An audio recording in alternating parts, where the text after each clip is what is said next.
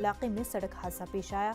एक बस बेकाबू होकर फ्लाईओवर के नीचे जा गिरी। इस हादसे में 7 अफराद बुरी तरह जख्मी हो गए हैं और एक शख्स की मौत हो गई है। मौके की तस्वीर भयानक है। एलजी कंपनी की यह बस मुलाजमीन को लेकर ग्रेटर नोएडा जा रही थी। भाटिया मोड़ पर रेलिंग तोड़ते हुए बस फ्लाईओवर के नीचे जा गिरी। आईनी शाहिदीन के मुताबिक बस ने एक बाइक सवार को टक्कर भी मारी। जख्मियों को नजदीकी अस्पताल में दाखिल करा दिया गया है। जी कंपनी में अनुबंधित बस थी।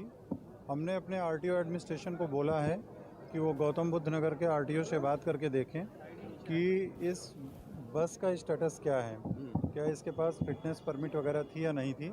लेकिन एक रेपुटेटेड कंपनी के एम्प्लॉइज़ को लेकर आ रही है और उस कंपनी में अनुबंधित बस थी, तो इसलिए अभी बिना जांच के ये नहीं। नई तालीमी पॉलिसी के तहत स्कूली निसाब में बड़े पैमाने पर तब्दीली की तजवीज़ पेश की गई है।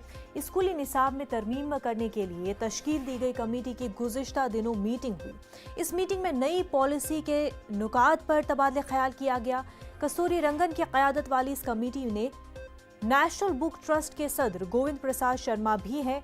गोविंद शर्मा का कहना है कि मौजूदा निसाब में शिकस्त का अहाता ज्यादा किया गया है, मज़ाहमत पर कम तवज्जो दी गई है। उनका कहना है कि नए हक़ाइक़ की रोशनी में असर नौ स्कूली निसाब की किताबें लिखी जानी चाहिए। गोविंद प्रसाद के मुताबिक तरमीम शुदा किताबें ऐसी होनी चाहिए कि जिससे समाजी हम आहंगी और कौमी वक़ार को फ़रोग़ देने में मदद मिले।